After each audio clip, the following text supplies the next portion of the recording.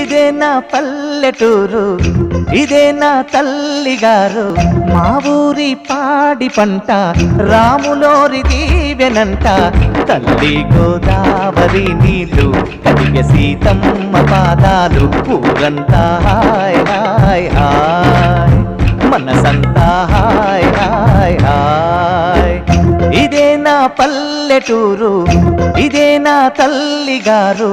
మా ఊరి పాడి పంట రాములోరి దీవెనంట.